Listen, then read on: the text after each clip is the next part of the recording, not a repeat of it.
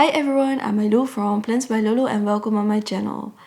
I got a lot of messages online that asked me what happened to my Monstera Thai Constellation. And so I thought today is the day that I will tell you the story. If you haven't already, please hit the subscribe button and let's go!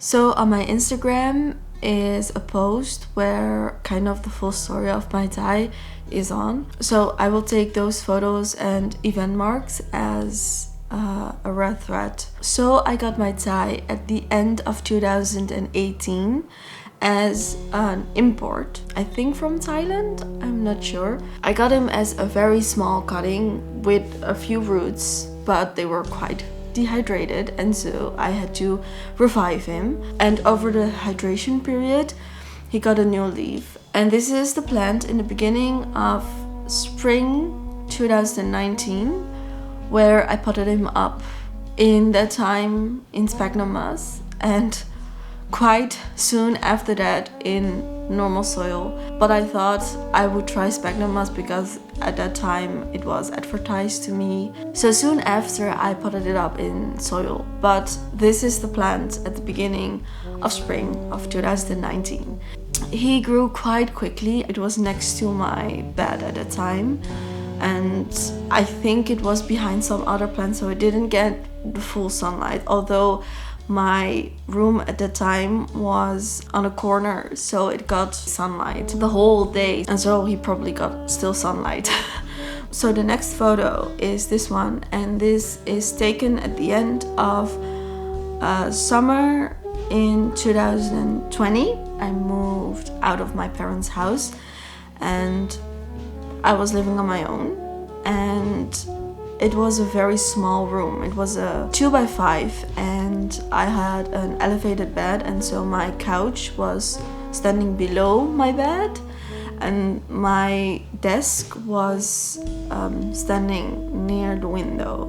There I kind of placed him in the middle of my desk. Like, my Thai got the best place in front of the window. I had a window where it was only sunny at noon, so it was ideal. I think that's a south-facing window. And in this house, my Thai is also standing in front of a south-facing window. So I really try to match what he was used to. But yeah, I'm going ahead of myself. So this photo was taken at the end of summer of 2020. And it was right before I moved from that place to this place where I'm now. So the next photo is taken at the end of summer of 2021. This was the first time this plant got big. So I repotted him in a bigger pot. Like, his stem near the soil is quite bare. So at that moment I already thought, maybe the next time I should cut it, maybe not, I don't know for sure. This photo is taken at the end of summer of 2022. I took a big top cutting. What you see here is the top cutting because there were 4 leaves and then the rest was stem. So I wanted to try to make those stems into cuttings, and I chopped the bottom up, but the big cutting had already roots into the soil, so I kind of repotted that one. The lower portion I tried to propagate, which in the beginning kind of worked, but when I repotted it from the big pot to the smaller pots, 6 of the cuttings died. And so I was left with 2 other cuttings, which one I sold and the other one is the one you will see at the end of the video. But yeah, there were 2 cuttings from that survived. So I think I had to wait until there were 2-3 leaves on each cutting and then repot it, so they would be more stable. The next photo is made at the end of summer of 2023, so last year. And this is where it all went downhill, because this is the mother plant that got so big I couldn't handle it anymore. Meaning I couldn't really comfortably move him throughout my house, in a sense when I had to clean or when it had to move temporarily for a few hours and then I had to move it back.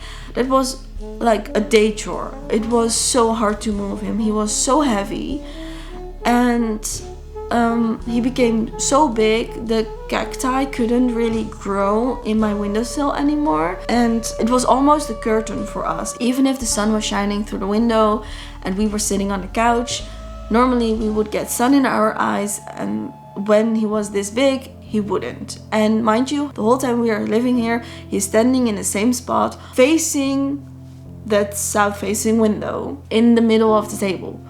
So he's very happy with the light he receives, but he got too big. I would move him where I could see him. I could, like, for a day or two, I would have him standing there, like, appreciate his beauty and then put him back. That wasn't doable anymore because he was getting too big. So if he was standing here, you couldn't walk past it anymore. And so it was not really, like, it wasn't suitable for this home anymore. And for my care, I got a thrip infestation from a plant I got from somebody else. And that was very hard because I couldn't get rid of it, even if I wanted to, because the leaves were so big. I got, like, for one, like, spray down, it was 1.5 bottle of spray which I normally use, like eco spray. And so it was so much for me, and I was spraying like every 1.5 weeks, but they didn't want to die. That was very stressful, and then it was near the end and I decided to chop it. If I'm looking back, I was quite stressed with my bachelor thesis at the moment, so I kind of pushed the date where I would cut it, and I decided, and that was quite stupid, to only have an aerial root. The root would be this long, and this would be aerial root, and this would be a root into soil and with smaller roots. And so I thought that would be fine. I can place it immediately in soil. That rotted away, and I think I forgot to callus it right. So I think I only callused it for 6 or 8 hours, and for this big of a stem, that's not enough. So that's a mistake I made. But that cutting just rotted away, and then I cut the rot away, and then I again tried to root it, but it kept rotting. That's, I think, again my fault because I didn't callus it over right. But yeah, that's the story how that one died, basically, the top cutting. And then it got still trips. All the other one leaf cuttings I made from that plant still got trips, so I decided to cut the leaves off so I wouldn't deal with that amount of trips. In terms of the trips, it was a good decision because that was the moment I got rid of the trips, basically. But in terms of survival for the cuttings, that was not quite, I think, the best thing to do, because the cuttings really need the energy from the oldest leaf. Some of them also had aerial roots, and some of them had kind of a mixed aerial root with also soil roots. And so I just dumped everything into soil. And mind you, I did this also with my Monstera variegata, and that one did well when I put the aerial root into soil. So I think the roots of my Monstera albo were like this, and the roots of my Monstera were this. So I think the width of the root was why it didn't go right, but I'm not sure. I just know my Monstera Thai couldn't handle it, and so all the cuttings died, and that sucked. So in the end, I did not have any cutting from my mother plant left, but I did have a cutting from last year's cutting up left, because I had 2 cuttings left, and I sold one cutting and the other cutting was still in my care. So I decided, well, this was a learning moment. I have learned a lot regarding my Thai, and I also learned that there is gonna be a moment that my plant is too big for me. And in that case, I'm gonna propagate it again, because it is not feasible for me in this home to manage a bigger plant. And when I look at photos, I sometimes get kind of like a sense of guilt, because I was like, it was a very healthy plant.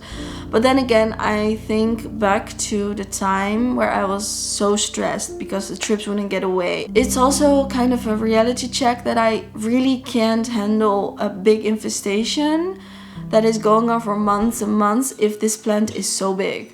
So this is the plant now. I don't have really time to like get him off the table and show you, so you get the bag. But this is the plant now, and this was the one cutting I had left, and so this is the cutting from the mother plant. So basically it is, I guess, part of the mother plant, and it will now be the mother plant. But the OG mother plant, that one died, rest in peace, and that's the story how it died. I think one thing I learned is that plants are temporary. Plants, like humans, are constantly changing, and they're not made to be perfect.